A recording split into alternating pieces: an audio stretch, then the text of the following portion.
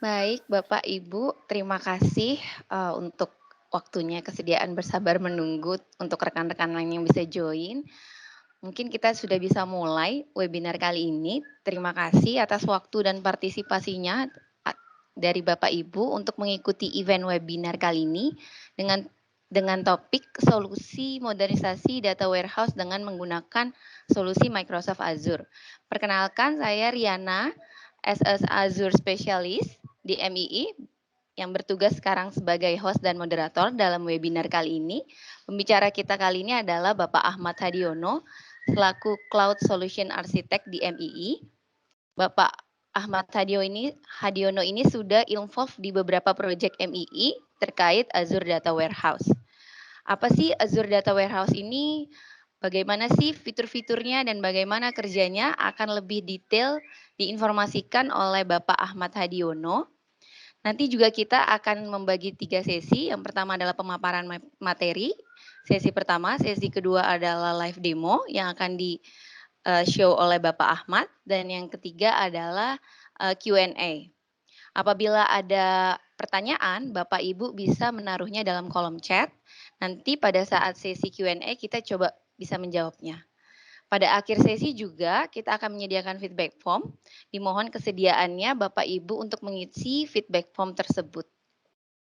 Mungkin webinar kali ini bisa dimulai. Waktu dan tempatnya saya persilahkan Pak Ahmad. Oke, terima kasih Mbak Riana atas pembukaannya.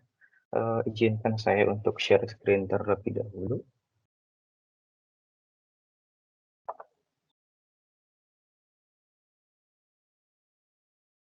Screen saya apakah sudah terlihat? Sudah Pak. Oke, terima kasih Bapak Ibu sekalian atas waktunya. Perkenalkan, nama saya Ahmad Hadiono. Di sini saya akan coba membawakan mengenai Azure Data Warehouse Solution itu seperti apa gitu ya. Nah, yang pertama itu mungkin kita akan bahas agendanya terlebih dahulu ya. Jadi agenda yang pertama, bagaimana kita membuat suatu data warehouse yang proper gitu ya. Pertamanya bagaimana gitu ya. Terus yang kedua, agenda yang kedua, Azure Solution. Azure Solution itu mungkin Azure secara keseluruhan dan Azure Data Warehouse-nya itu sendiri gitu ya. Dan yang ketiga itu kita akan membahas mengenai arsitektur data warehouse itu seperti apa kalau di Azure gitu ya. Yang terakhir itu ada sedikit mengenai overview dari Power BI itu seperti apa. Gitu. Nah, yang pertama itu kita akan membahas bagaimana sih data warehouse itu kita memulainya. Gitu ya. Yang kita ketahui kan data warehouse itu biasanya kita gunakan sebagai olah ya, untuk reporting, boleh bilang seperti itu ya. Nah, ada yang namanya iceberg concept, boleh dibilang kayak gitu. Iceberg concept itu kita bagi menjadi 2 layer, gitu ya. Yang pertama itu ada yang namanya data warehouse layer, dan yang kedua itu namanya business intelligence layer atau BI atau report layer lah ya. Nah, kebanyakan effort-nya di mana sih, gitu ya. Kebanyakan effort yang akan dilakukan dalam membuat suatu report itu akan dilakukan di data warehouse layer. Karena apa? Karena banyak yang akan kita lakukan di situ. Yang pertama, kita harus mengenal dulu source datanya itu seperti apa, struktur datanya seperti apa. Terus kita juga harus melakukan extraction data gitu ya. Dari source-source data itu banyak source data itu kita jadikan satu gitu ya, gitu. Terus kita harus tahu relation dari tabel-tabelnya, kebutuhan bisnisnya seperti apa, terus kita juga harus melakukan data cleansing, jadi nggak mentah-mentah semuanya data semuanya ditarik gitu ya. Kita juga harus melakukan data cleansing-nya terlebih dahulu gitu ya. Terus juga kita harus melakukan transformasi, misalnya ada join table, inter join, dan lain-lainnya. Kita lakukan semua di data warehouse.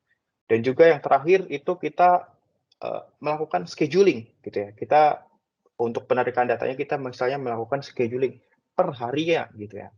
Nah, itu dilakukan di data warehouse layer. Makanya kenapa banyak sekali effort yang akan dilakukan di sini. Nah, effort lainnya gitu ya, itu kita lakukan di business intelligence layer atau report layer. Itu mungkin sekitar 30% atau seperempat dari effort yang biasa kita keluarkan. Nah, untuk data apa namanya dashboard prototyping, development, UAT, testing, sampai dengan production gitu ya, itu biasanya ada di business intelligence layer gitu. Nah, biasanya itu step-nya gimana sih? Jadi yang pertama kita ada source system gitu ya, kita punya source system baik itu SQL, CSV, ataupun data lainnya, SAS dan lain-lainnya. Kita gabungkan, kita jadi di satu data warehouse dan nanti kita presentasikan ke dashboard gitu ya. Baik itu menggunakan Power BI ataupun menggunakan 3 tools lainnya. Nah, kalau tadi ngomongin bisnis intelligence layer, ngomongin terus ada data warehouse layer. Nah, apa yang pertama kali dilakukan gitu ya untuk membuat data analytics yang secara proper gitu ya. Yang pertama kita harus tahu KPI-nya gitu ya, atau bisa dibilang kita harus tahu apa yang mau kita analisa gitu ya. Contohnya ada self achievement, saya pengen lihat self achievement-nya itu tahun ini gitu ya. Nah, kita pengen lihat self achievement-nya. Nah, sudut pandangnya juga kita harus lihat gitu ya. Sudut pandang itu dimensi gitu ya. Dimensinya kita harus lihat berdasarkan apa sih self achievement-nya? Berdasarkan produk atau berdasarkan customer atau berdasarkan region. Nah, itu yang kita harus pertama kali lakukan dalam membuat suatu uh, data warehouse atau report gitu ya. Nah, setelah 2 tahapan di atas kita lakukan gitu ya, kita bisa membuat yang namanya data warehouse gitu ya, atau data lake, misalnya kita membuat data lake gitu ya. Nah, baru kita define dari source datanya apa, tabelnya yang mana, kolom yang mana, kalau misalnya ada formulasi, formulanya bagaimana, seperti itu. Nah, itu bagaimana cara kita membuat suatu data analitik yang proper. Nah, ada juga yang namanya kita maturity analytics model gitu ya. Ada 4 yang namanya maturity analytics model. Yang pertama itu kita kenal yang namanya descriptive analytics atau apa yang terjadi gitu ya. Terus ada yang namanya diagnostic analytics. Kenapa itu terjadi? Nah, biasanya 2 ini itu termasuk ke dalam data warehouse gitu ya, karena sifatnya biasanya history gitu ya. Biasanya contohnya apa? What happened? Jadi misalnya penjualan kita sebulan terakhir itu berkurang, gitu. Maka kita bertanya, kenapa terjadi gitu? Nah, oh tokonya ada toko distributor kita ternyata tutup, makanya penjualannya berkurang, seperti itu. Jadi bisa dibilang ini data-data history lah ya, itu yang bisa kita analisa berdasarkan data-data yang lama. Nah, kalau ada yang namanya predictive analytics gitu dan prospective analytics, ini biasanya kita gunakan sebagai machine learning gitu ya. Kenapa? Karena di sini tahapannya sudah what will happen, apa yang akan terjadi gitu.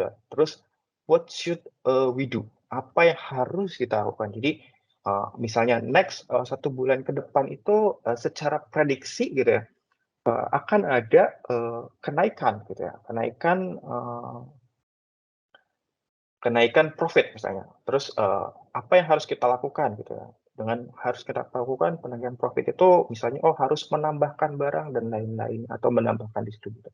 Nah, contoh-contoh seperti itu yang, biasanya dilakukan. Nah, biasanya ini dikategorikan di dalam, machine learning gitu ya.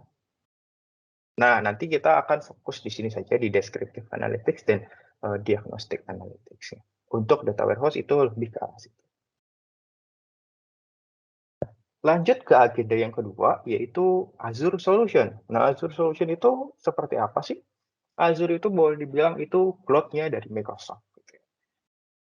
Nah, ada apa aja di Azure? Gitu ya. Pertama itu kita punya yang namanya Edge Device. Gitu ya. Ada Edge Device, ada kalau kita kenal yang namanya Azure Stack, terus Azure Data Box. Gitu. Itu biasanya yang paling terkenal.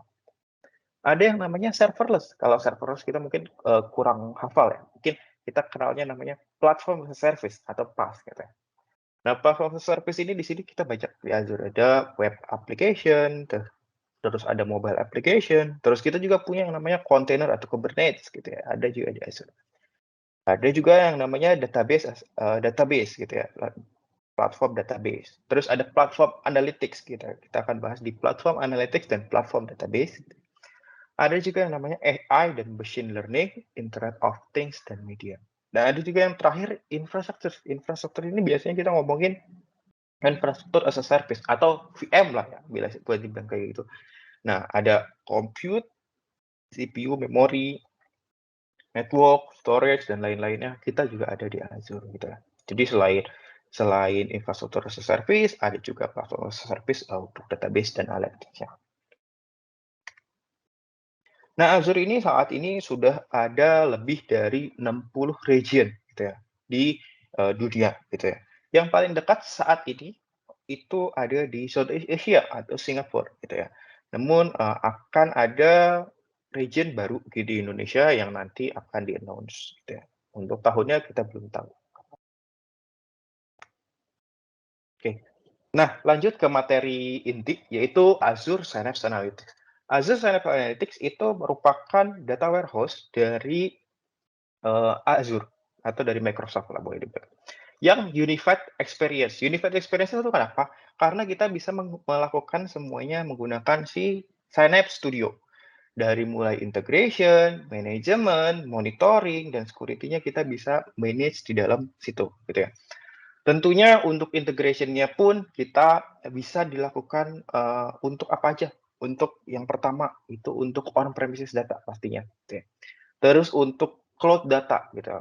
Terus atau kita mau menggunakan IoT gitu ya atau tadi ada IoT gitu, device data dan SaaS application data. Nah, itu kita bisa integrasikan di dalam Synapse gitu ya. Untuk manajemennya pun ada di dalam sana gitu, monitoring dan security-nya. Nah, untuk runtime analytics-nya gitu ya, kita ada 2. Kenapa 2? Karena di sini bisa di Synapse ini kita bisa memiliki yang namanya SQL pool dan Apache Spark pool gitu ya, atau Databricks lah boleh dibilang kayak gitu. Jadi di Synapse ini kita bisa membuat suatu Databricks dan kita bisa membuat suatu SQL di dalam satu dashboard studio tadi gitu ya. Nah, untuk penyimpanannya itu ada di mana gitu ya. Penyimpanannya kita akan menggunakan si Azure Data Lake Storage Gen 2 gitu ya, gitu. Nah, kita udah ngomongin Synapse Analytics. Nah, gimana sih kalau misalnya tadi ada ngomongin integrasi gitu ya, unified experience gitu ya. Nah, Synapse juga bisa terintegrasi dengan Power BI gitu ya.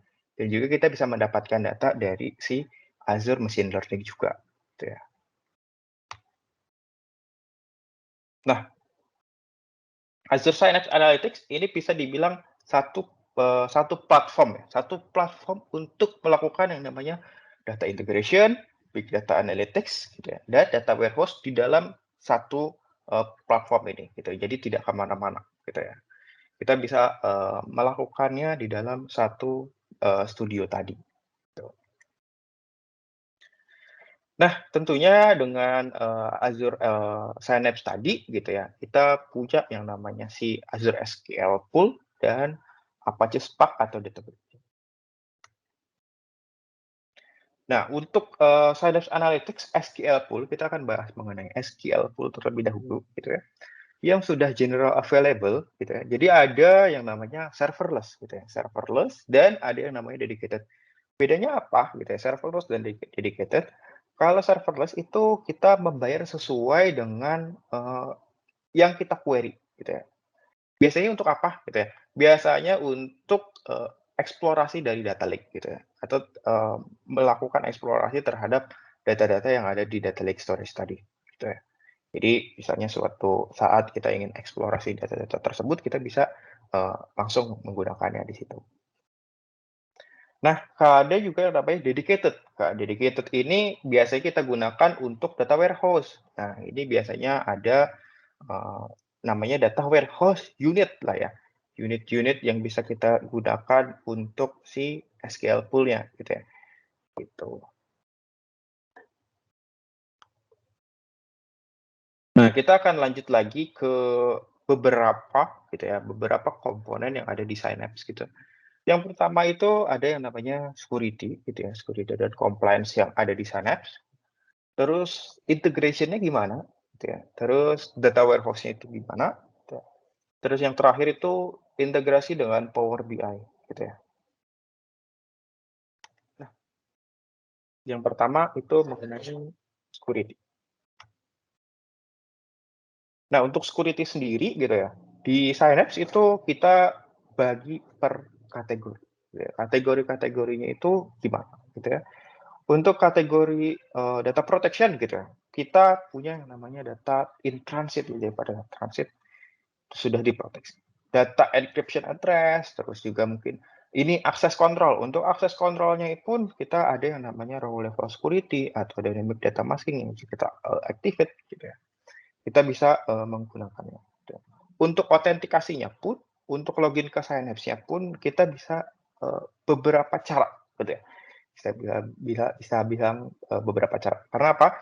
Karena kita bisa menggunakan yang namanya SQL login, gitu ya. Terus atau kita menggunakan Azure Active Directory, gitu ya. Tentunya kalau misalnya Azure Active Directory mau dilengkapi dengan multi-factor authentication, itu juga memungkinkan, gitu. Nah, untuk network security-nya, untuk koneksi gitu ya, bisa dibilang connect ke Synapse-nya, itu juga bisa kita, manage gitu ya.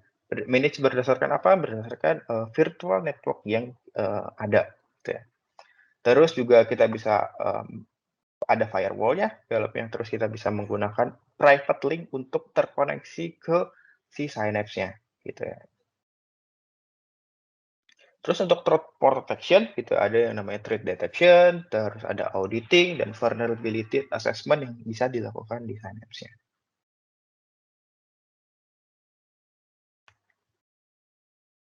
Nah, ini ngomongin managed, virtual network yang sebelumnya diinfokan. Jadi managed virtual network itu untuk apa? Yang biasanya kita, dibuat di Synapse Analytics tadi. Ya biasanya mencakup, ini nih, ada dedicated pool, serverless SQL pool, Azure Apache Spark pool atau Databricks, terus ada data lake storage yang, terkoneksi dengan VNet, satu VNet ini, gitu ya.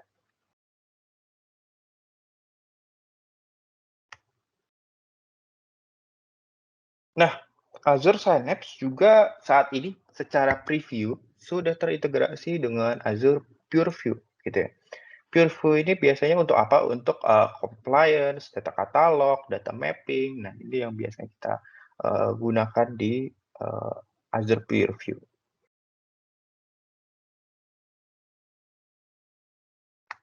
Nah, untuk data integration, jadi tadi kita ngomongin data integration ya. Data integration ini sudah terintegrasi di dalam Synapse ya. Karena apa? Karena, bisa dibilang, sudah satu satu studio lah ya, bisa dibilang studio. Nah, back-end di belakangnya itu apa, si Azure Synapse ini di belakangnya adalah Azure Data Factory gitu ya, yang bisa kita gunakan. Karena apa? Karena di sini kita punya, 95 konektor yang available kita bisa gunakan gitu ya. Dan juga untuk koneksi datanya gitu ya, kita tidak perlu takut bahwa kok, bisa koneksi kemana aja, bisa koneksi ke on premises data source gitu ya, atau ke cloud gitu, atau ke SaaS application, itu juga bisa gitu ya. Dan yang, nomor 3 yang pasti low code gitu ya. Jadi kita bisa menggunakan GUI aja nih untuk, melakukan pembuatan si ETL-nya lah ya, bisa dibilang kayak gitu. Dan juga yang terakhir, kita bisa, melakukan scheduling atau, berdasarkan trigger juga bisa gitu ya, manual trigger gitu atau scheduling trigger itu juga bisa kita, gunakan di dalam sini.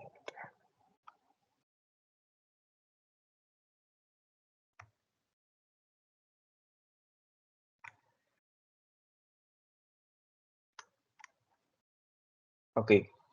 Nah, bisa dibilang seperti ini. Jadi secara, data integration gitu ya, di belakangnya data factory, jadi kita bisa bilang, low code. Jadi secara GUI, Excel gitu ya, bisa dibilang kayak mirip-mirip Excel lah ya. Kita bisa melakukan transformasi data, kayak Power BI juga kita bisa melakukan transformasi data dan lain-lainnya kita bisa masukkan ke dalam pipeline, gitu ya. Nah, juga kita juga bisa melakukan, transformasi data, menggunakan data flow. Contohnya kita mau melakukan select terhadap, suatu data dan kita lakukan join gitu ya. Itu kita bisa lakukan di sini gitu ya. di dalam satu Synapse Studio menggunakan si data flow tersebut gitu ya. Kita bisa menggunakan data flow sebagai transformasi datanya gitu ya. Ini dicontohkan ada suatu holiday data, terus kita select gitu ya. Kita melakukan select terhadap beberapa kolom ya, terus kita melakukan suatu mapping lah ya, mapping terhadap data-data tersebut. Nah, jadi bisa dibilang ini kita bisa menggunakan atau kalau misalnya kita sudah terbiasa dengan SSIS gitu ya. Nah, itu kita bisa menggunakan mirip-mirip lah ya dengan SSIS gitu ya.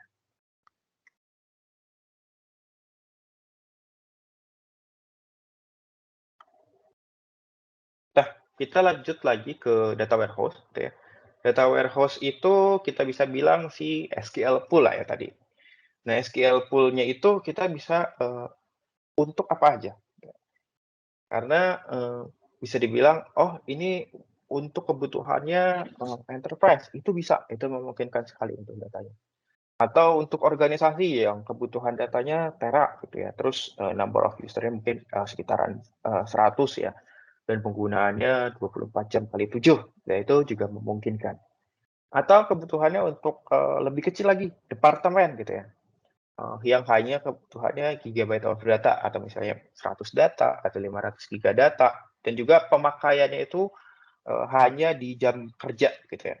Itu juga memungkinkan. Karena apa? Karena bisa dibilang si Synapse ini kita bisa melakukan pause dan resum gitu ya. Kita bisa melakukan pause dan resum, jadi kita bisa mendapatkan cost efisien. Nah, bagaimana kalau misalnya yang kayak ini nih, 24 jam kali 7 nonstop gitu ya. Dan ini bahkan no availability gitu ya. Kita bisa melakukan yang namanya reservasi lah ya. Gitu. Untuk mendapatkan benefit yang uh, lebih murah dari sisi cost-nya. Gitu. Nah, di Azure Synapse Studio, kita juga bisa mendapatkan yang namanya SQL Editor. Gitu ya. Jadi kita nggak perlu lagi buka Synapse Studio untuk melakukan query-query, misalnya ada select top, terus ada mau kita inner join, terus kita group by, dan lain-lainnya. Kita bisa langsung melakukan di Synapse Studio-nya langsung, tanpa kita involve ke SQL Management Tools-nya. Dan juga di sini dicontohkan sudah ada chart yang kita bisa gunakan untuk melihatnya. Gitu ya.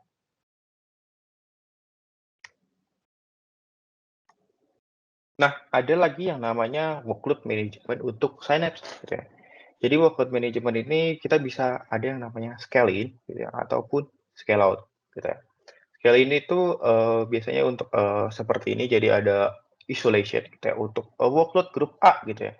Kita hanya memastikan bahwa itu hanya digunakan untuk 60% gitu ya. Workload grup B itu hanya untuk 40% gitu ya. Nah, kita bisa memprediksi cost-nya dari sini gitu ya. Nah, ada juga yang namanya scale out gitu. Scale out itu kita bisa bilang scale up lah ya. Nah, scale up itu kita bisa menaikkan gitu ya. Menaikkan dari DWU-nya misalnya dicontohkan ada 1000 DWU gitu ya. Kita naikkan ke 2000 DWU. Itu memungkinkan sekali. Kan dari yang paling rendah dari 100 DWU gitu ya. Kita bisa naikkan perlahan sesuai dengan kebutuhan kita gitu. Jadi tidak ada terikat bahwa minimum itu harus 1000 DBU untuk naiknya gitu ya. Enggak, karena bisa dibilang cloud ini kita bisa mulai dari yang paling rendah terlebih dahulu gitu ya. Terus naik naik naik sesuai dengan kebutuhannya.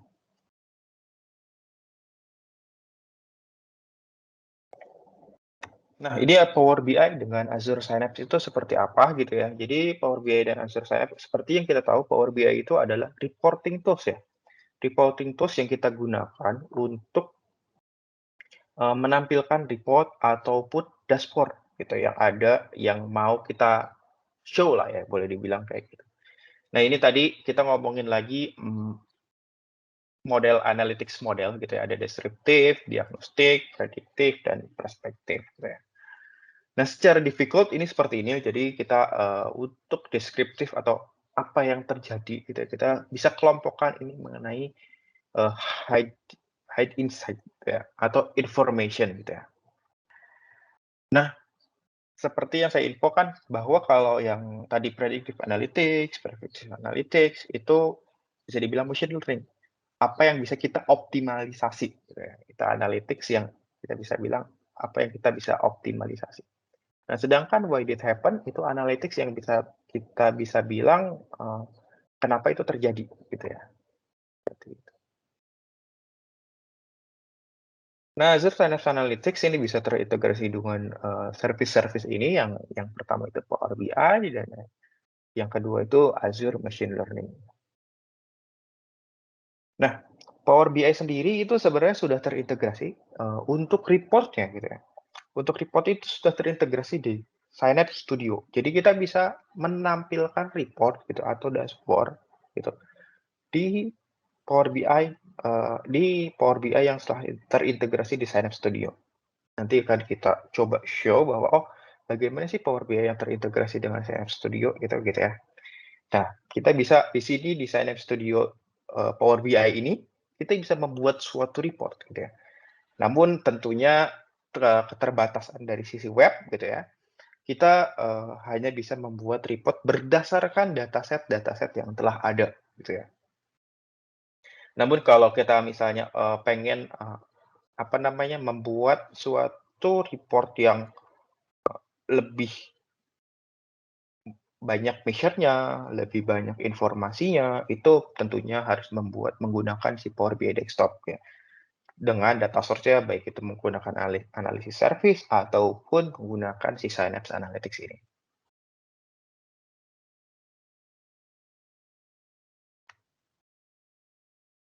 Nah, seperti ini. Jadi peruntukannya Synapse Analytics dan Power BI itu seperti ini. Jadi untuk modeling gitu ya, modeling itu dan surfing-nya kita akan menggunakan si Synapse Analytics dari data-data yang ada dari misalnya dari Azure Data Lake ataupun folder-folder yang ada ataupun source datanya, gitu ya. Nah, ada source data mungkin tadi ada SQL, ada mungkin ada database lainnya, itu kita bisa gunakan. Gitu ya.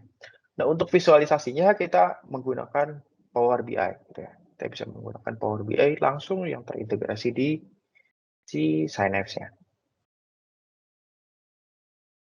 Nah, bisa dibilang ini one single of dashboard gitu ya, one single of dashboard dari mulai integrasi, mulai database kita bisa masukin ke dalam situ, terus kita juga bisa melihat dashboard-nya di dalam situ itu juga bisa kita buat.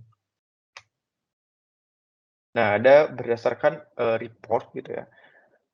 Dengan menggunakan Azure Synapse dan Power BI di dalam satu dashboard itu meningkatkan 60% customer satisfaction saya, boleh bilang sih. Terus 27% untuk waktu yang lebih cepat gitu ya, untuk insight-nya dan yang pasti lower dari TCO-nya, sekitar 26%.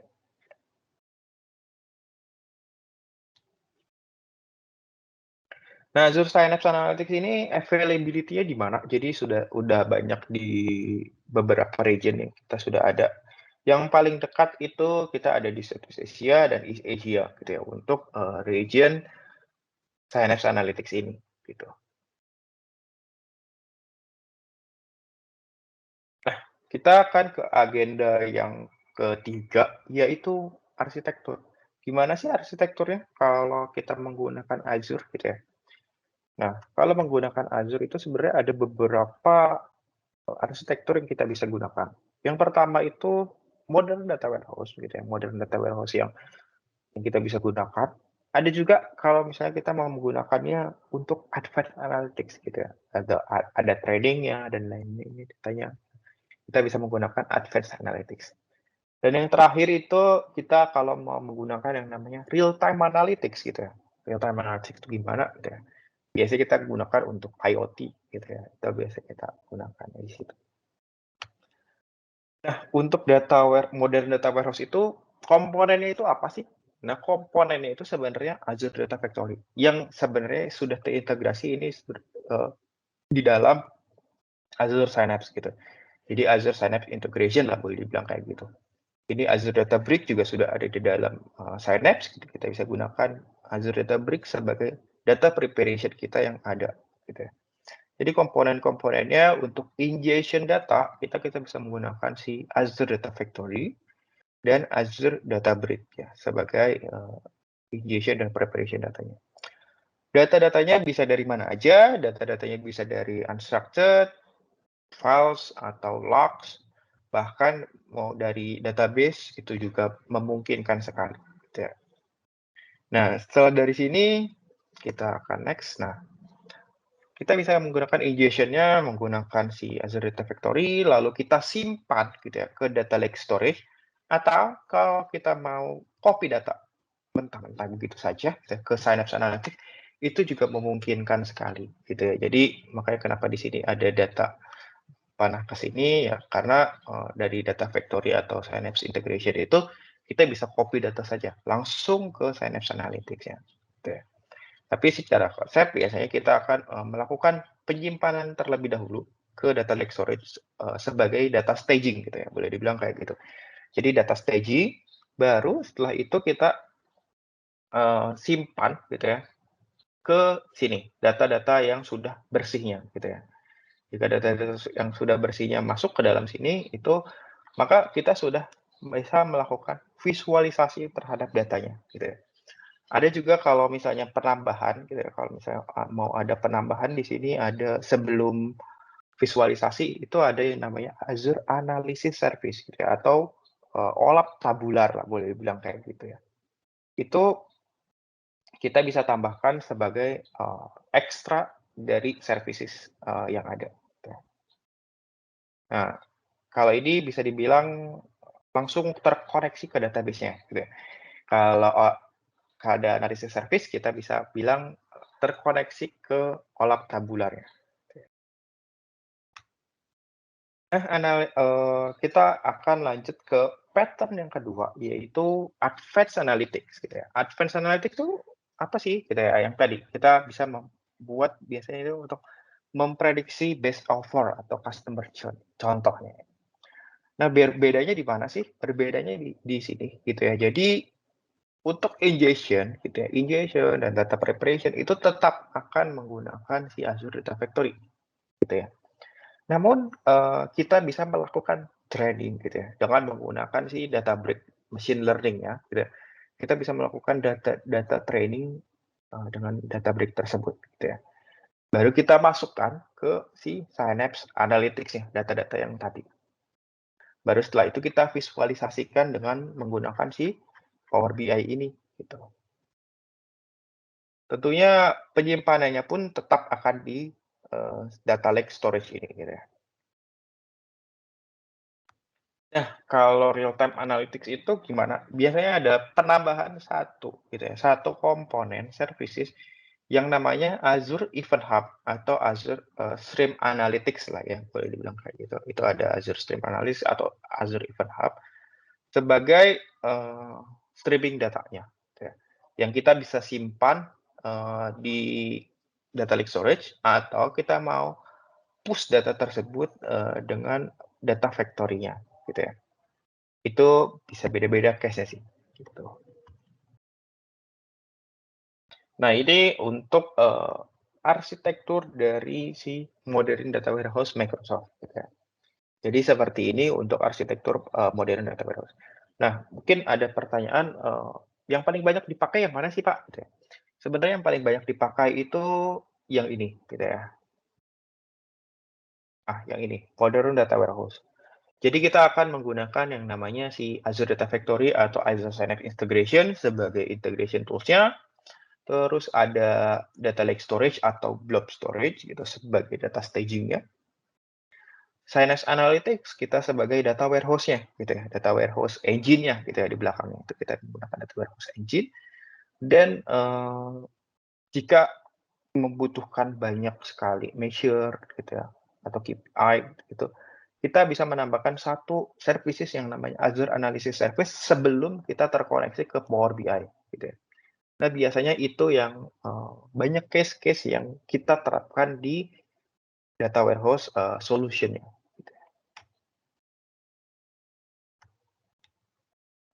Oke, saya next lanjutkan ke Power BI. Jadi ini materi terakhir kita, Power BI.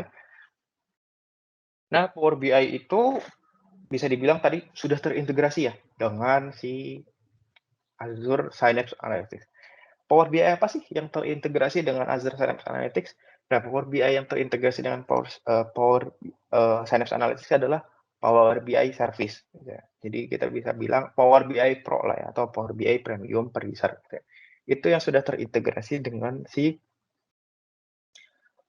Synapse Analytics gitu ya. Nah, sebenarnya ada beberapa produk dari Power BI yang kita bisa gunakan. Gitu ya.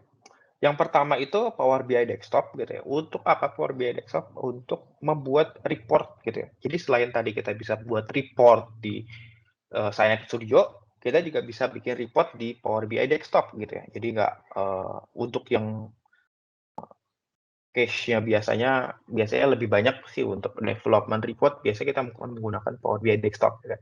Kalau untuk simple case, biasanya kita bisa menggunakan Power BI Service sebagai tracking report ya. Gitu ya. Nah, Power BI Service ini cloud based, jadi software as a service, jadi nggak perlu lagi kita install server, terus kita install software-nya di dalam situ, nggak perlu. Jadi kita tinggal login aja selama kita punya username yang sudah ada Power BI Pro-nya, itu kita bisa gunakan. Gitu ya. Atau Power BI personal, tapi kalau Power BI personal kan lebih ke arah personal ya. Nah, ada juga yang namanya Power BI Premium. Power BI Premium ini Power BI yang bisa dibilang kita bisa scale in, scale out gitu ya. Sesuai dengan kebutuhan capacity kita gitu ya. Biasanya untuk apa? Untuk large development company gitu ya. Misalnya contohnya, saya punya customer yang pengen lihat report itu 1000 gitu ya. 1000 customer pengen lihat report. Nah, kebutuhannya mungkin akan seperti lebih cocok yang menggunakan Power BI Premium ini gitu ya. Kenapa? Karena kita bisa melihat uh, capacity-nya, gitu ya, kebutuhan capacity-nya. Terus juga efisiensi cost dari sisi license-nya gitu ya. Dan yang terakhir itu Power BI Report Server. Nah, Power BI Report Server ini sesuai dengan informasi di sini bahwa ini merupakan on-premises report server. Jadi ini kita harus instalasi software, kita harus memiliki license-nya, gitu. Jadi berbeda dengan yang sebelum-sebelumnya yang dua ini gitu, yang bisa dibilang SaaS as a service gitu ya, SaaS BI gitu. Nah, ini berbeda dengan di sini. Kalau di sini kita bisa bilang on premises BI. Nah, ini sekilas mengenai Power BI Pro yang ini software as a service, kita punya large ecosystem gitu ya, karena banyak sekali yang menggunakan, banyak sekali partner yang bisa deployment Power BI ini gitu ya. Benefit dari Power BI Pro gitu ya. Kenapa Power BI Pro gitu ya, mungkin yang terintegrasi dengan si Synapse gitu ya. Yang pertama itu dia punya dashboard pre-built gitu ya untuk software as a service. Terus kita bisa ada yang namanya lifetime untuk untuk stream data. Kita juga bisa menggunakan Power BI Pro sebagai dashboard real time dashboard update. Terus bagaimana kalau misalnya tadi Power BI ini standalone gitu ya, standalone tidak terkoneksi ke Synapse gitu ya. Nah, mungkin terkoneksinya ke on premises. Nah, itu juga bisa memungkinkan sekali gitu ya. Terus juga kita punya natural language query yang kita bisa dibilang kayak menanyakan pertanyaan ke Power BI tentunya dengan data yang ada gitu ya. Yang pasti integrasi dengan BI produk integrasi dengan Microsoft produk lainnya itu sangat baik gitu ya. Dan tentunya karena ini software as a service, pastinya fast deployment, kita tinggal gunakan, kita tinggal buat report-nya dengan data-data yang ada. Nah, kita lanjut lagi di Power BI Pro atau Power BI Service itu ada apa aja gitu ya. Yang pertama kalau Power BI itu kita kenal report itu ada dua. Gitu. Yang pertama itu namanya dashboard, dan yang kedua itu namanya report. Bedanya apa? Kalau dashboard itu bisa dibilang kayak kombinasi berbagai macam report yang ada. Sedangkan kalau report itu kita bisa bilang kayak satu sales report gitu ya. Nah, itu contohnya seperti itu, gitu. Jadi agak berbeda nih kebutuhannya, gitu ya. Kita juga bisa melakukan, sharing dan kolaborasi untuk di report tersebut, gitu ya. Nah, tentunya karena Power BI punya apps yang kita bisa download, kita bisa melihat di mana saja. Mau itu di tablet, mau itu di handphone, mau itu di notebook gitu ya. Kita bisa, melihatnya di mana saja. Nah, mungkin ini, materi yang terakhir gitu ya. Jadi, gimana sih cara akses datanya gitu ya dari Power BI gitu ya. Nah, untuk Synapse Analytics itu ada 2 gitu ya. Jadi untuk Synapse Analytics itu kita bisa menggunakan yang namanya direct query gitu ya, ke on premises atau ke cloud datanya gitu. Jadi contohnya ini tadi Synapse itu menggunakan direct query dan kita juga bisa menggunakan import. Import itu apa? Import itu bisa dibilang kita menyimpan datanya tersebut di Power BI gitu ya. Jadi data-data tersebut disimpan di Power BI. Sedangkan kalau direct query, kita Power BI bisa dibilang kayak menyimpan query-nya saja yang nanti akan di-push ke on premises data atau cloud data source-nya. Jadi data source-nya yang akan lebih bekerja nih, gitu ya. Nah, bedanya apa gitu ya. Jadi kalau di direct query ini ada beberapa features yang Power BI tidak bisa gunakan gitu ya. Contohnya ada time intelligence kayak year to date, month to date, itu tidak bisa digunakan di sini, gitu ya. Nah, ada yang namanya, tadi analisis service gitu ya. Nah, analisis service atau alat tubular ini punya how to access yang berbeda gitu ya. Dia bisa menggunakan yang namanya live connection gitu ya, live connection ke analisis service-nya. Nah, dengan live connection ini kita bisa menggunakan semua features-features dari Power BI yang ada gitu ya. Nah, yang terakhir ini REST API untuk IoT dan IoT IoT Hub, Stream Analytics, nah ini biasanya kita gunakan di sini. Nah, kalau misalnya ada yang mau kita kombinasikan gitu ya, jadi selain dari data Synapse, kita mau kombinasikan juga dari data-data misalnya selain selain data Synapse kita mau kombinasikan dengan SQL database lainnya gitu ya, yang sudah ada gitu ya. Itu kita bisa kombinasikannya juga. Jadi kita bisa mengkombinasikan berbagai macam data. Di situ tentunya untuk koneksi ke on premises-nya kita perlu gateway atau penengah lah ya, boleh dibilang kayak gitu. Ada 2 gateway yang namanya, yang pertama Power BI Personal Gateway yang tentunya untuk, sendiri ya, konsumsi sendiri gitu ya.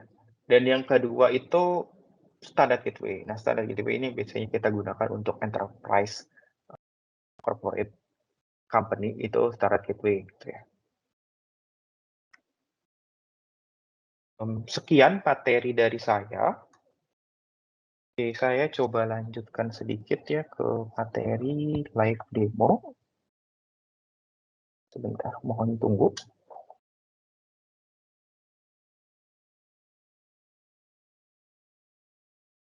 Jika ada yang mau ditanyakan, boleh di chat saja terlebih dahulu. Nanti pada saat session question and answer kita akan coba jawab.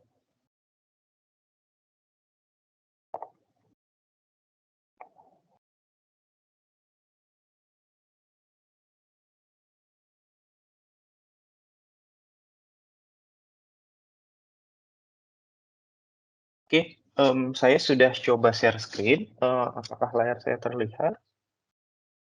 Sudah terlihat? Oke, di sini saya akan coba demokan Synapse Studio itu seperti apa gitu ya. Jadi kita akan coba jadi untuk membuat Synapse itu kita perlu yang namanya Synapse Workspace. Synapse Workspace ini di dalamnya itu akan ada yang namanya Synapse Studio gitu ya. Kita bisa open Synapse Studio di sini gitu ya.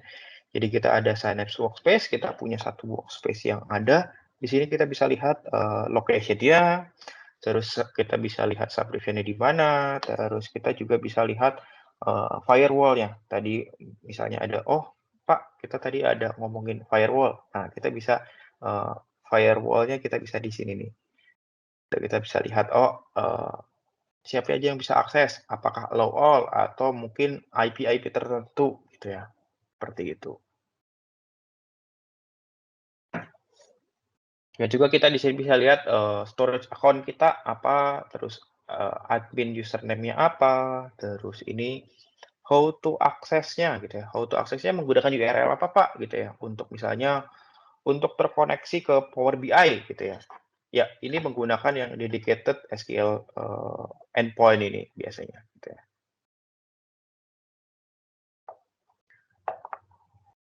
Nah, untuk membuka si Synapse Studio kita bisa, 3 open saja di sini gitu ya.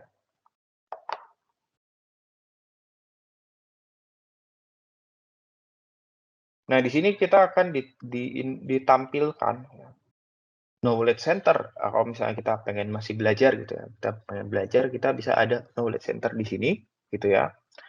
Di sini biasanya isinya akan ada sampel-sampel yang kita bisa gunakan, tuh. Ada kita mau membuat, oh kita mau membuat sampel data berdasarkan, Spark gitu ya, atau kita mau melakukan query data ya dengan, serverless kita juga bisa gunakan di sini, gitu ya.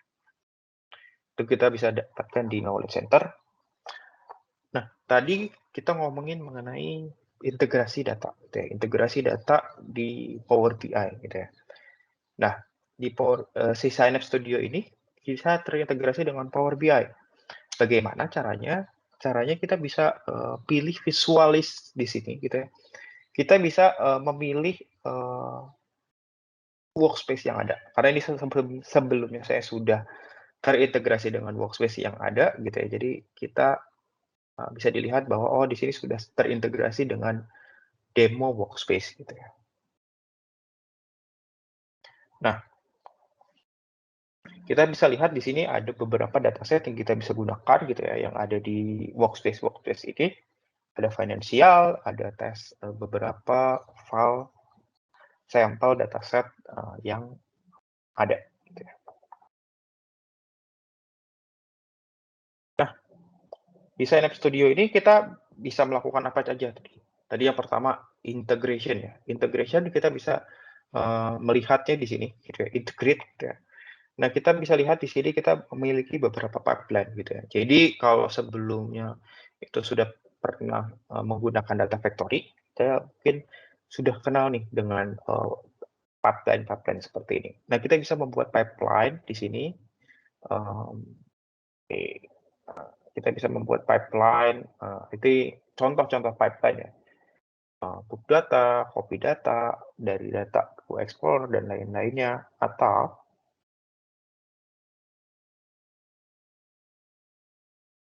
kita, mau import data dari yang ada, gitu ya. Ini, contoh dataset, atau kita mau import dari pipeline, template. Kalau misalnya kita punya template, kita bisa import dari template yang ada, berdasarkan dari, komputer kita tentunya. Nah, gimana kalau kita pengen bikin pipeline yang baru, gitu ya. Kita bisa pilih aja pipeline yang ada di sini, gitu ya, kita bisa pilih new pipeline, gitu ya.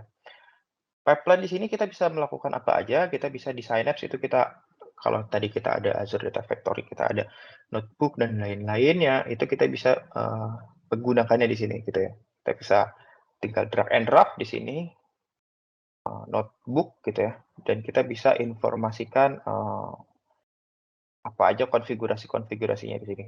Nama, terus timeout, retry, dan, setting-setting-nya di dalam sini ya. Nah gitu kalau misalnya kita belum punya notebook, kita bisa bikin satu notebook terlebih dahulu di dalamnya.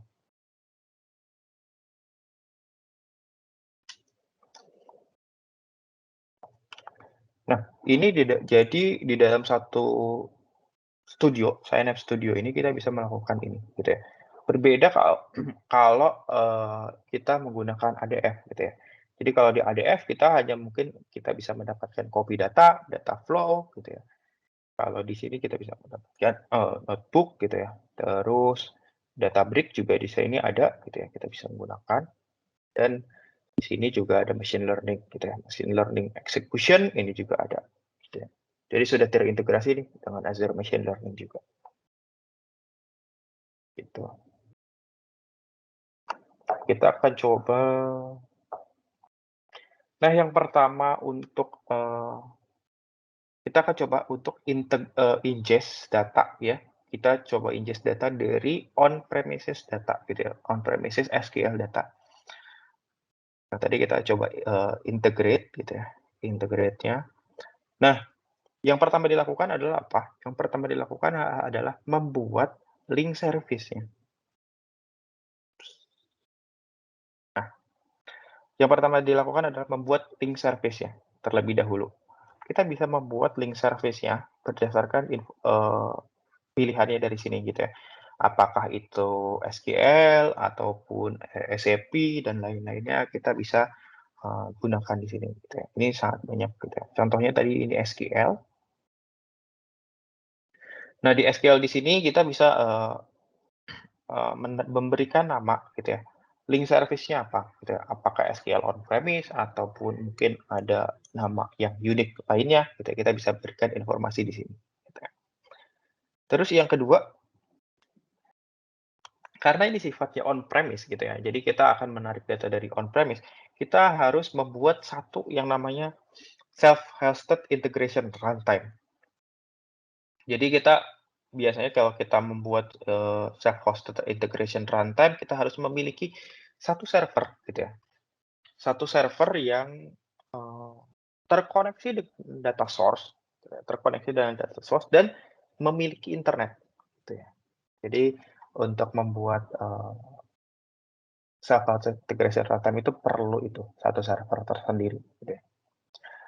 Nah, setelah kita berikan informasi nama, terus, description-nya apa, terus, server name-nya apa gitu ya, server database name-nya itu apa, kita berikan informasi, terus database name-nya apa, autentikasinya kita bisa pilih juga, mau Windows Authentication atau SQL Authentication, kita bisa pilih sesuai dengan, kebutuhan kita, ya.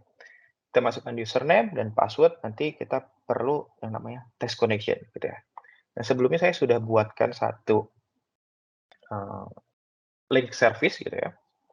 Jadi ada satu link service yang sudah saya buatkan ini terintegrasi dengan self-hosted integration runtime gitu. Dan di sini menggunakan Windows Authentication gitu ya. Nah, kita akan lakukan test connection terhadap, SQL tersebut.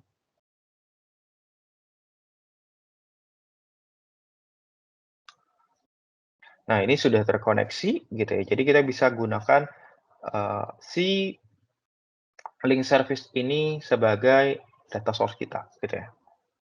Kita juga punya satu database lainnya juga di on-premises gitu ya. Ini namanya, ini kita namakan SQL on-prem gitu ya. Dengan nama database-nya si White Word Imported gitu ya. Loginnya dengan Windows Authentication, terus username-nya dan password-nya. Kita lakukan test connection terlebih dahulu, agar kita bisa lihat bahwa, oh ini sudah bisa terkoneksi ke on-premises data tersebut. Nah, sudah terkoneksi dengan baik gitu ya, kita bisa gunakan data source tersebut sebagai source data untuk integrate kita gitu ya. Oh iya, membahas mengenai self-hosted integration runtime, jadi di sini ada 2 namanya integration runtime, yaitu jadi ada yang pertama itu Azure Integration Runtime yang notabene untuk digunakan untuk service-service yang ada di Azure gitu ya.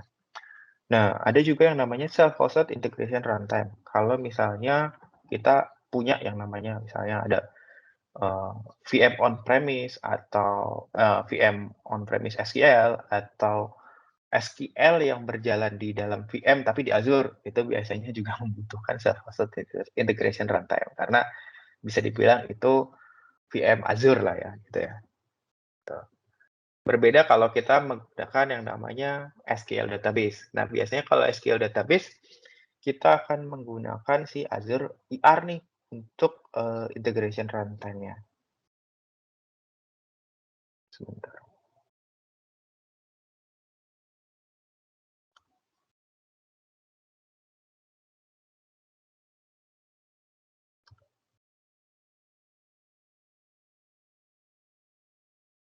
Nah, kita juga bisa lihat nih, spesifikasi dari self-hosted integration runtime itu di mana gitu ya. Kita bisa klik di sini gitu ya.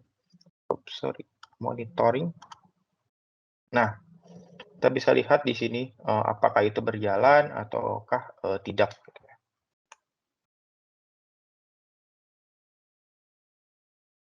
Nah, kita bisa lihat juga, utilization ya, gitu ya.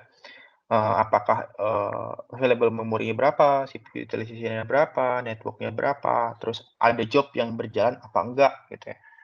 Terus kredensialnya gimana, role-nya sebagai apa, gitu ya. Itu kita bisa lihat semuanya di dalam satu Synapse, Analytics ini. Jadi kalau yang sebelumnya kita harus loncat-loncat nih, kalau ADF kita harus loncat, dari ADF ke database, terus dari database terus kita loncat lagi ke storage account.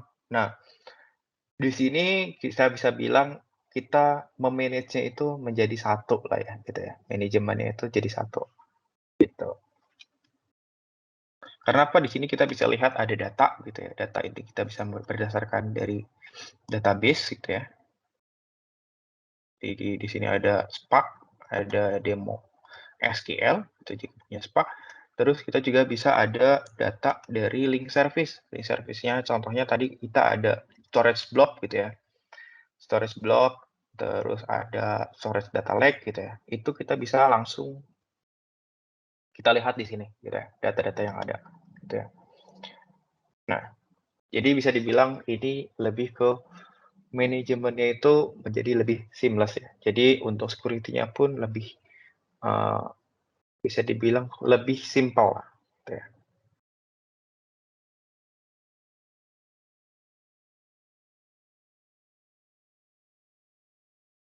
Nah, kita akan coba ingest data gitu ya. Jadi kita coba akan kopikan data saja as it is gitu ya ke Synapse Studio gitu. Nah, copy data itu, gimana? Jadi kita bisa membuat yang namanya pipeline gitu ya atau, pipeline di sini gitu. Kita bisa membuat pipeline atau kalau enggak kita mau melakukan copy data langsung aja lah. Kita ada satu, menu namanya ingest gitu ya. Kita bisa book copy task gitu ya. Copy data dari berbagai, 90 data source yang ada gitu. Terus kita juga bisa melakukan, task itu berjalan satu kali atau scheduling gitu ya. Kalau misalnya, oh kita hanya berjalan satu kali aja nih gitu, kita bisa bisa pilih next gitu ya. Nah, kita bisa pilih source datanya tuh dari mana gitu ya. Apakah dari blob storage ataukah dari, database SQL, MySQL dan lain-lainnya, kita bisa pilih gitu ya. Nah, connection-nya juga kita pilih tadi ada link service gitu ya. Link service itu connection tadi, kita bisa pilih, contohnya tadi ada kita mau copy data dari si Whitewood importer tadi. Nah, kita bisa pilih di sini gitu ya. Nanti akan, menampilkan source table-nya gitu ya. Kita mau ambil semua beberapa tabel atau kita mau ambil menggunakan query. Jadi kita bisa menggunakan query gitu ya. Mengambilnya itu menggunakan query, misalnya ada, where clause atau ada, if clause dan lain-lainnya, itu kita bisa tambahkan di sini. Namun kalau kita misalnya, oh kita mau hanya, sebelumnya mau copy data semuanya aja deh, karena database kita tidak akan, kita gunakan lagi ya, atau gitu. Atau mau kita, oh database kita mau kita copy as it is ajalah ke atas gitu. Kita bisa pilih aja beberapa, table-table yang kita butuhkan lah ya. Contohnya ini ada countries, kita set semua aja. Jadi kita, melakukan, select all gitu, kita ambil semua data-data yang ada di database tadi gitu ya. Nah, kita bisa next gitu ya. Nah, kita bisa juga melihat preview data gitu ya. Tuh, kita bisa lihat skema-skemanya seperti apa gitu ya. Oh, ini skemanya menggunakan skema integer, skema nvchar dan lain-lainnya gitu ya. Kita bisa review data.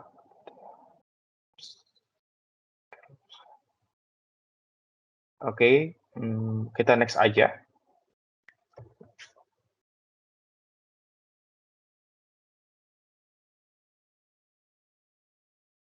Nah, itu konfigurasi dari sisi source-nya ya. Jadi kita dari source itu kita bisa memilih-milih table gitu ya.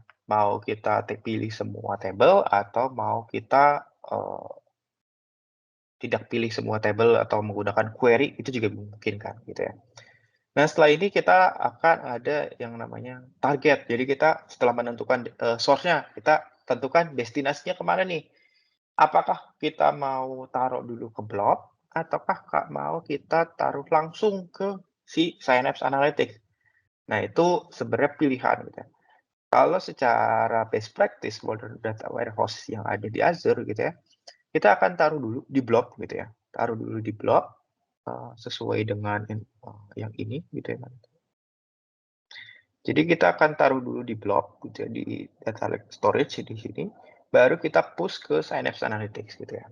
Ini, kita akan copy langsung dari si SQL tadi, langsung ke Synapse Analytics. Nah, pilihnya bagaimana? Kita pilih, database si Synapse-nya. Kita punya si database-nya namanya Dimopool gitu ya. Nah, kan kita kan diberikan seperti ini gitu ya, eee, informasi, oh source datanya seperti apa, terus targetnya seperti apa, apakah kita mau menamakan yang sama gitu ya, ataukah mau menamakan yang beda gitu ya. Itu tergantung dari kebutuhannya gitu ya. Kita akan namakan sama saja. Nah, di sini akan ada mapping table-nya gitu ya, mapping table-nya itu kemana gitu ya. Apakah, oh ini sudah sama, city dengan city, city name, dengan city name gitu, seperti itu. Apakah namanya berbeda atau namanya sama, gitu ya. Kita bisa tentukan di sini. Kalau sudah, kita sudah, bisa melakukan, mapping gitu ya, kita bisa next saja.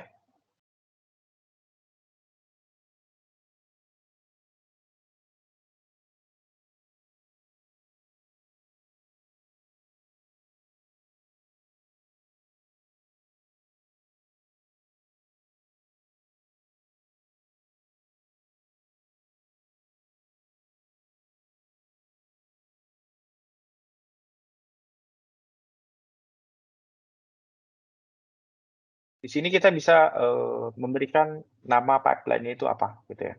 Misalnya ini copy data, gitu ya. Task description-nya apa, terus mau ada fault tolerance-nya, misalnya, oh kita mau, eee, kalau ada row yang incompatible, kita skip aja deh, gitu ya. Nah, kita bisa skip kalau misalnya incompatible. Terus ini kalau misalnya kita mau ada logging data gitu ya, log-log data yang tadi, di-skip gitu, kita bisa berikan log di sini. Misalnya tadi ada, kita taruh di demo, di sini saja, di demo Synapse ini. Oke. Nah, logging-nya warning, terus logging-nya bsf. Nah, setelah ini kita next saja.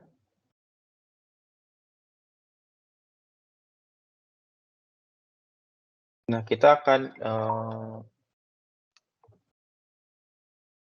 diberikan informasi, seperti ini summary gitu ya, summary-nya, task name-nya apa, source datanya apa, terus nama dataset-nya apa, terus targetnya apa sih gitu ya, destination, dataset RNC gitu ya, time out-nya berapa jam gitu ya, dan juga retry intervalnya berapa kali gitu ya. Kita akan diberikan informasi-informasi seperti ini. Nah, kan kita akan dikasih informasi bahwa, oh ini, summary-nya, kita dari SQL Server gitu ya, SQL on-premise ke Synapse Dedicated Pool gitu ya. Kita bisa next, terus kita akan, di-deploy nih langsung. Kita bisa lihat di sini, oh kita sudah dibuatkan, pipelines-nya, terus sudah dibuatkan, dataset-nya gitu ya. Terus kita, sedang lihat bahwa, oh ini pipeline-nya sedang, berjalan gitu ya.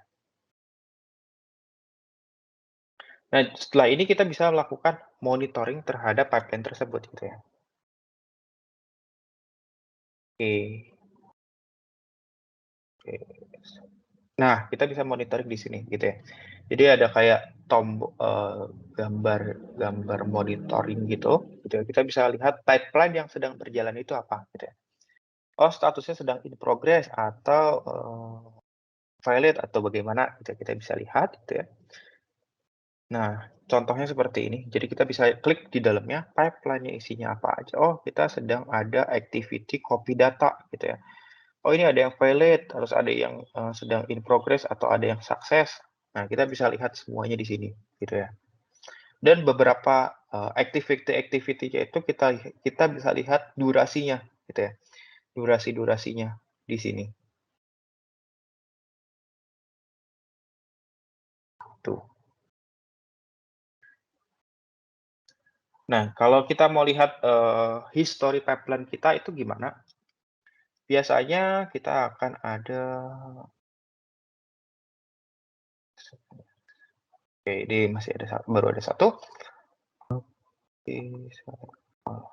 Nah, nah kita bisa lihat bisa lihat pipeline namanya ada banyak gitu ya. Nah, kita bisa lihat bahwa, sudah ada activity-activity yang, telah dilakukan nih. Ada yang sukses, ada yang failed, ada yang sedang in progress. Kita bisa lihat di sini gitu ya. Jadi di dalam Synapse Studio pun kita bisa lakukan monitoring gitu ya untuk ETL tools-nya gitu ya.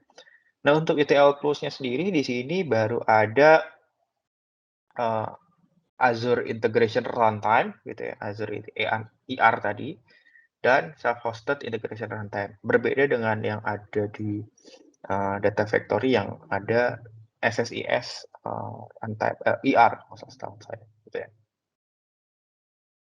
Di sini untuk SSIS ER itu biasanya kita akan menggunakan yang namanya data flow gitu ya untuk transformasinya gitu ya.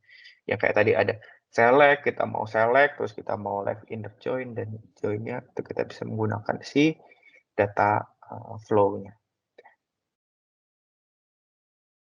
Nah, kita bisa lihat di sini sedang in progress data. Nah, kita kalau misalnya kita pengen lihat tabelnya gitu ya, kalau misalnya sebelumnya kita harus ke SQL database, kita harus login terlebih dahulu. Contohnya saya seperti ini, kita harus ke SQL database nih, kita harus masuk dulu ke SQL database, terus kita harus buka XSMS-nya terlebih dahulu gitu ya. Kalau di Synapse gitu ya, kita diberikan kemudahan gitu ya. Kita bisa langsung saja ke data gitu ya. Terus kita bisa lihat workspace-nya gitu ya. Terus kita bisa lihat di sini bahwa, oh sudah ada, tabel-tabel yang tadi, kita copy gitu ya. Contohnya tadi ada table application, by cities, terus application archive, dan lain-lainnya sudah kita bisa lihat di sini. Dan kita bisa langsung, query aja nih, misalnya, oh contohnya select top 100 gitu ya. Nah ini belum ada informasi datanya karena masih, loading untuk copy-nya, gitu sih.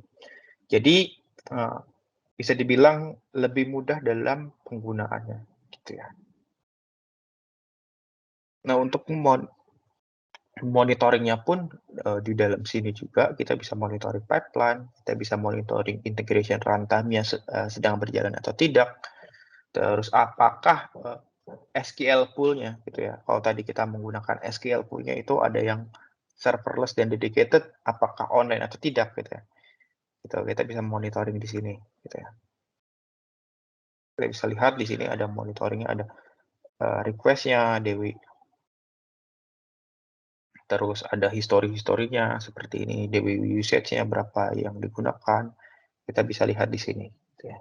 Oh, DW usage-nya yang paling digunakan ini 42 DPU gitu ya. Oh, berarti kita masih di bawah dari penggunaannya, oh gitu sih.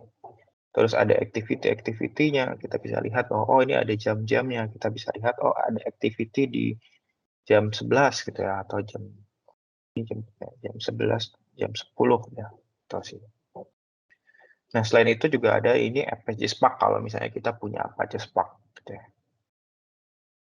Nah, untuk manage-nya di sini gitu ya. Jadi kita manage, semuanya itu dari mulai SQL pool, kalau misalnya kita mau, menambahkan tadi kalau, scale in, kita mau menambahkan dedicated pool gitu ya, itu juga bisa memungkinkan. Jadi nggak hanya satu data warehouse gitu ya, kita mau tambahin SQL pool lainnya untuk, penggunaan another workload, itu juga memungkinkan. Jadi nggak hanya satu, oh kita cuma punya satu dedicated pool nih, gitu, terus punya satu serverless pool, enggak. Jadi kita bisa punya banyak si data warehouse-nya, gitu ya.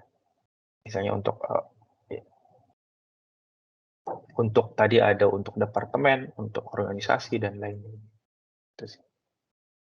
Nah, jadi di sini juga kita bisa pause gitu ya, kita bisa pause si dedicated, pool-nya gitu ya. Kalau misalnya tadi kita, oh hanya weekday yang digunakan gitu ya, kita bisa pause kalau misalnya sudah kita tidak gunakan sebagai, data source ya. Atau kita mau scaling gitu ya, naikin gitu ya, scaling gitu. Kita naikin, oh naikin ke 13.000, 10.000 gitu ya, itu bisa sekali gitu ya. Atau mau naikin, oh naik naik, perlahan gitu ya, dari 100 ke 200, itu memungkinkan. Nah, ini untuk, monitor manajemennya gitu ya, jadi kita bisa manage langsung di dalam sini. Jadi kita bisa manage, link service gitu ya. Link service ini kegunaannya untuk koneksi ke data source-nya gitu ya. Terus integration runtime ini untuk, eee, integration runtime agar terkoneksi ke data source gitu ya. Terus ini security tadi. Nah, security di sini kita bisa menambahkan user-user yang bisa masuk gitu ya. Jadi kita bisa menambahkan, oh kita mau menambahkan item aja nih, itemnya misalnya, oh integration runtime gitu ya. Itemnya mana yang bisa kita gunakan atau mau seluruh workspace-nya kita kasih role nih gitu ya. Oh, dia sebagai Synapse contributor gitu ya. Kita bisa kasih namanya siapa di sini misalnya, oke, si Pak Susanto kita tambahkan sebagai Synapse contributor di workspace ini. Kita bisa apply bahwa, oh Pak Susanto sudah, sebagai user si Synapse contributor-nya, gitu ya.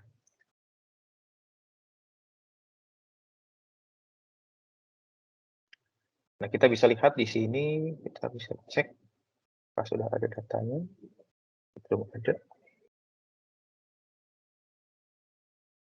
lalu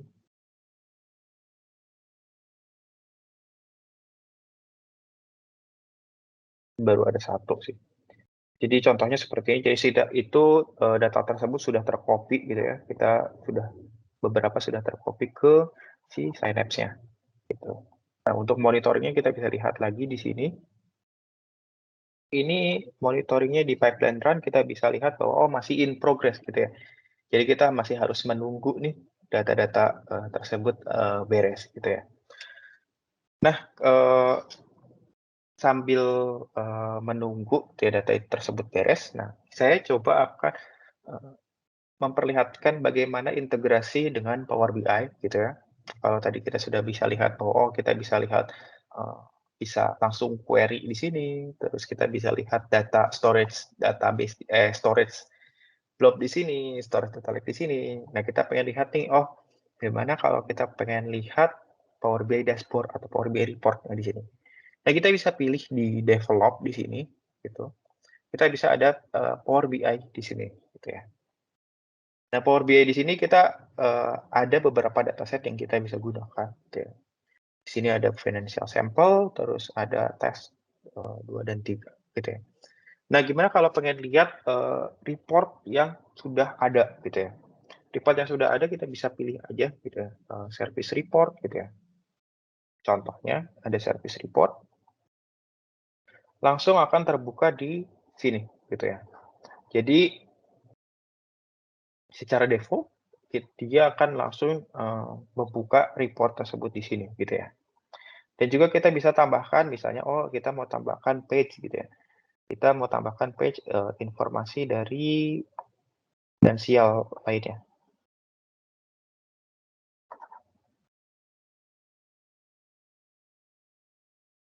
Oke, masih loading.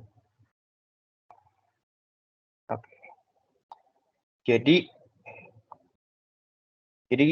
kita bisa langsung membuat suatu report gitu ya di sini, ya. Misalnya, bulan dan, jumlah sales gitu ya. Nah, seperti ini. Kita langsung bisa membuat grafiknya, sales by month gitu ya. Penjualan kita, berapa per bulan ya, gitu. Kita bisa langsung berdasarkan data yang ada di sini. Jadi dataset-nya harus ada dulu nih di sini, sebelum kita membuat, data, gitu ya.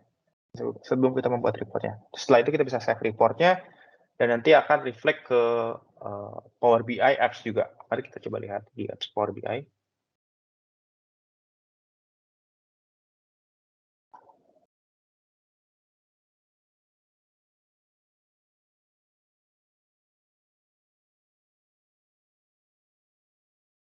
Nah, ini ada satu service report. Jadi tadi ada saya buat di Power BI melalui Synapse Studio. Jadi kita ada satu page baru dengan satu visual baru, gitu ya. Itu memungkinkan sekali, gitu. Nah, mungkin untuk menghemat waktu, demo dari saya sekian untuk Synapse-nya. Gitu ya. Jika ada yang mau ditanyakan, boleh langsung ditanyakan. Boleh langsung open mic kalau misalnya mau ditanyakan. Baik, terima kasih Pak Ahmad. Sepertinya open mic-nya disable ya dari Oke. webinar ini. Mungkin kita mulai dari start pertanyaan yang ada di chatroom ya. Bapak Ibu, apabila ada yang mau ditanyakan, boleh ditulis di chatroom ya. Mungkin saya bantu bacakan yang pertama dari Pak Yong Ong. Untuk data warehouse ini apakah hanya untuk SQL Server saja? Apabila menggunakan NoSQL seperti MongoDB atau yang lain, apakah yang memungkinkan untuk digabungkan? Bila iya, bagaimana caranya? Oke, untuk data warehouse ini sebenarnya bukan hanya untuk SQL. Jadi, data warehouse, Synapse ini memang base-nya SQL, ya, base-nya SQL. Namun untuk data source-nya sendiri sebenarnya ada banyak gitu ya, yang kita bisa gunakan, gitu. Jadi kita bisa cek ini, kita bisa pilih. Nah, source datanya pun, banyak gitu ya, dari mulai, ini database ada Amazon RDS for Oracle, Redshift, dan lain-lainnya. Kita coba cek MongoDB, ini juga ada. Jadi MongoDB kita bisa gunakan sebagai data source-nya, gitu ya tentunya. Sudah bisa terkoneksi ya, tentunya harus juga bisa terkoneksi dengan MongoDB ini, gitu ya. Seperti itu. Gitu. Jadi kalau untuk data source itu MongoDB setahu saya memungkinkan sekali untuk dijadikan data source-nya. Gitu. Namun untuk engine di belakangnya, Synapse itu adalah SQL. Gitu. Jadi nanti mungkin untuk query-nya banyak akan menggunakan query SQL untuk script-nya yang tadi ya.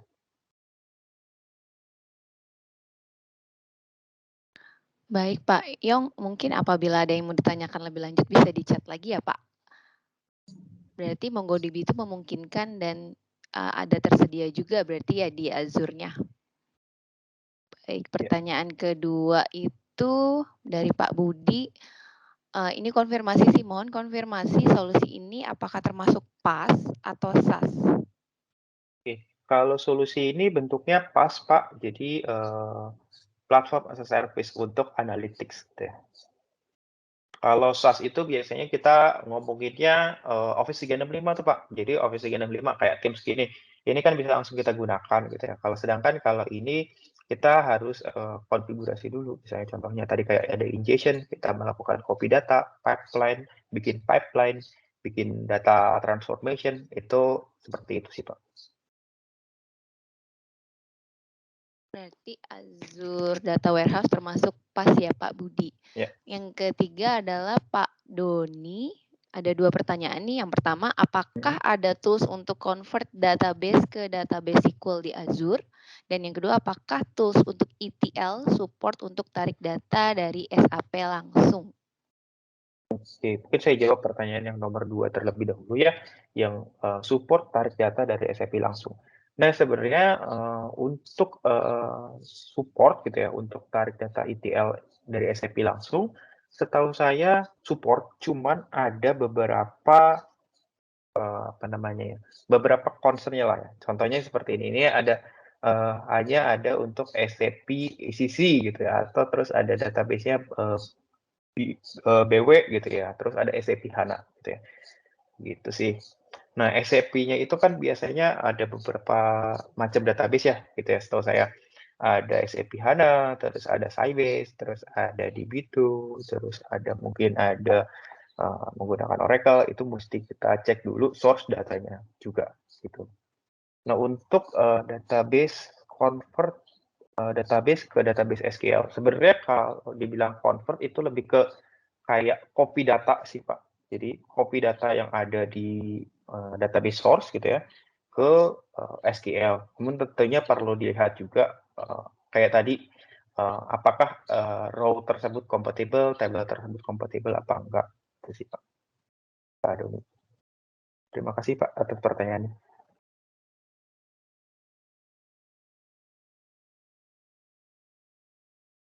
Baik, Bapak Ibu, apakah ada yang mau ditanyakan lagi terkait Power BI atau Azure Synapse, Data Warehouse? Kita masih open nih untuk sesi Q&A. Ini mungkin ada pertanyaan ya dari database Oracle. Oke. Untuk database Oracle, jadi, untuk data source-nya Oracle itu sebenarnya bisa gitu ya sebagai sebagai data source sebagai source data untuk, Azure Synapse ini gitu ya. Jadi nanti, untuk ETL tools-nya tadi menggunakan si, Synapse, integration gitu ya atau, data factory tadi ya, kita bisa menggunakan, integration Synapse ini sebagai ETLs-nya gitu ya. Jadi kita bisa membuat pipeline-pipeline seperti ini gitu ya. Jadi kita misalnya, oh mau melakukan copy, kalau ini contohkan melakukan copy data dari Blob ke Synapse gitu ya. Atau ini melakukan copy ke Synapse Data Warehouse-nya.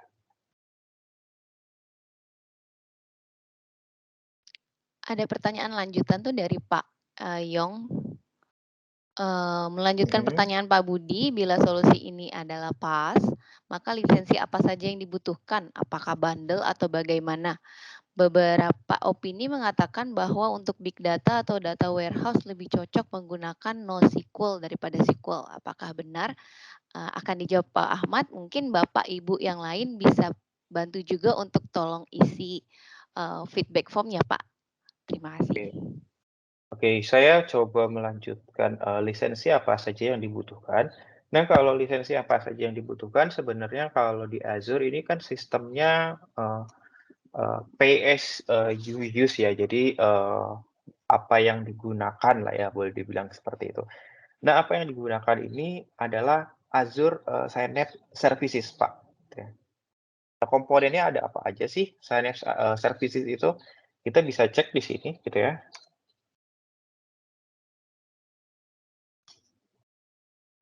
Nah, Synapse Services di sini kita ada region ini kita bisa pilih Southeast Asia.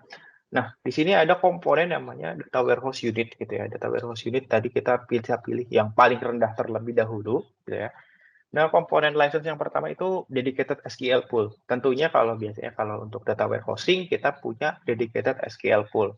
Mau itu kita turn on turn off ataupun kita turn on terus menerus gitu ya.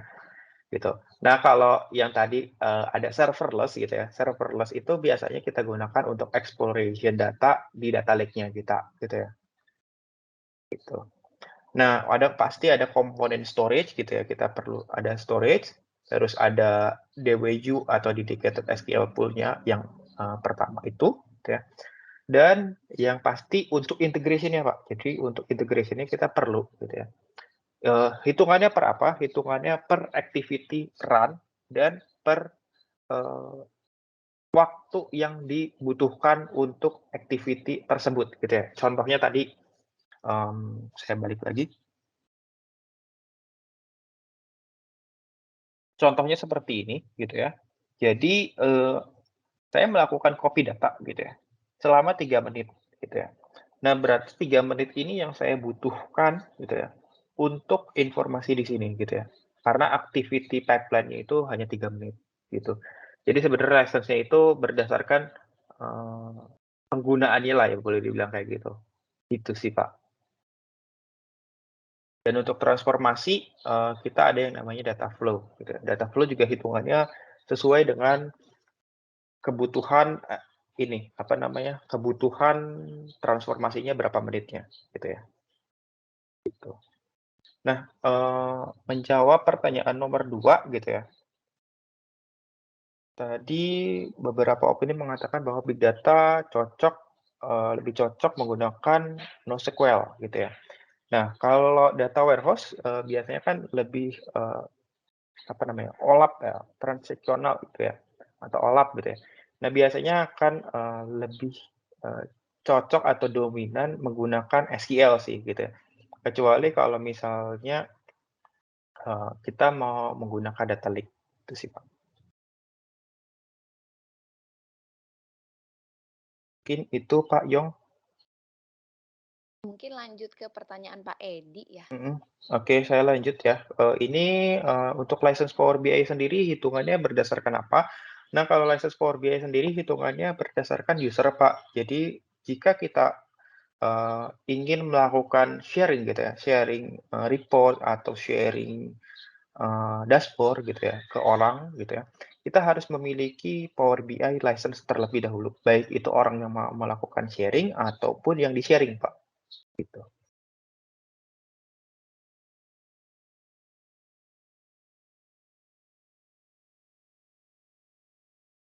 Oke, Lanjut ke pertanyaan Pak ya terakhir. Abdillah ya. Ini pertanyaan terakhir atau masih ada yang mau ditanyakan Bapak Ibu?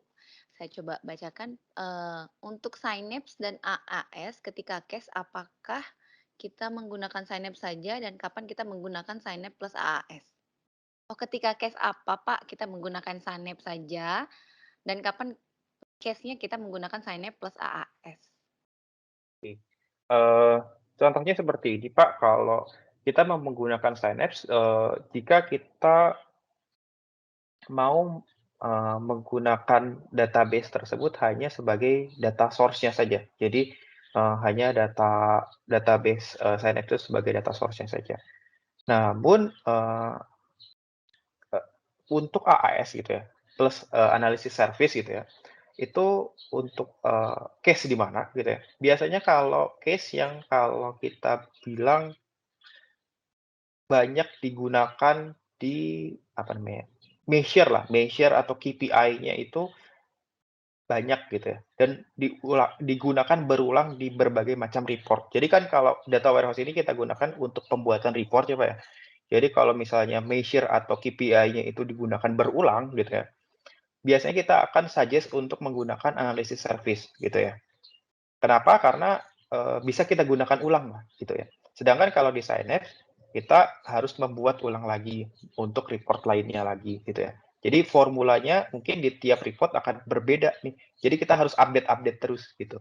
Sedangkan kalau menggunakan analisis service kita hanya single of, point, analisis service gitu sih.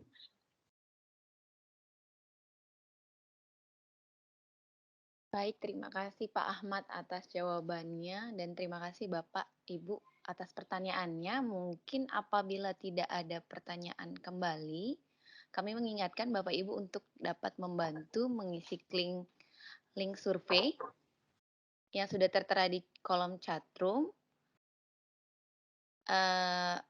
Mungkin webinar ini akan kita tutup apabila sudah tidak ada pertanyaan. Terima kasih. Terima kasih Bapak Ibu sudah join dalam webinar ini. Besar harapan kami webinar ini membantu Bapak dan Ibu, sebagai solusi di perusahaan Bapak Ibu. Apabila nanti membutuhkan presentasi lebih detail, kami tim MII siap untuk, presentasi one to one untuk kebutuhan perusahaan Bapak Ibu. Kami tunggu di event-event webinar MII yang lainnya. Selamat siang dan terima kasih. Iya, Selamat terima siang. kasih.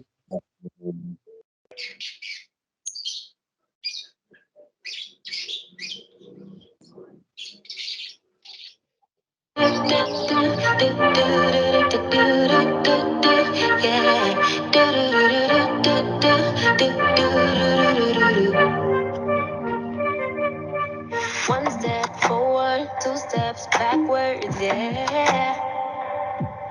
Immature lover who don't use big words, yeah. I don't need convincing at all because I know what I want. Baby, can't you figure it out? What's going on in your heart? What's it gonna take for you to love, take for you to love me?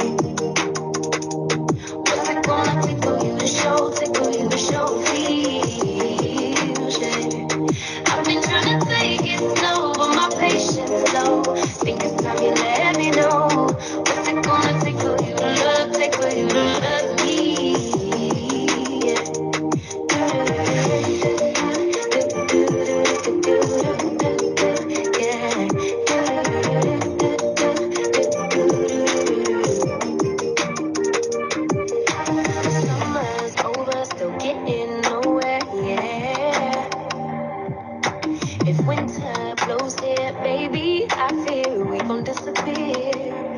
Do you even want me? Do you even worry that I'm gonna love somebody else?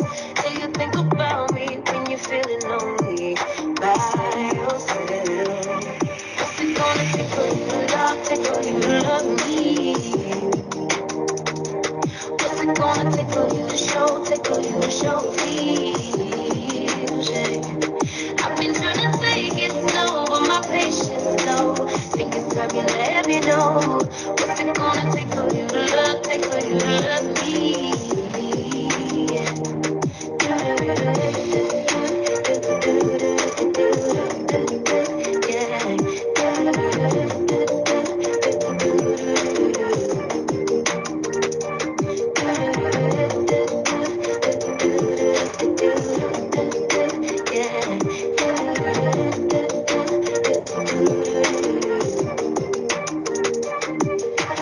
One step forward, two steps backwards, yeah.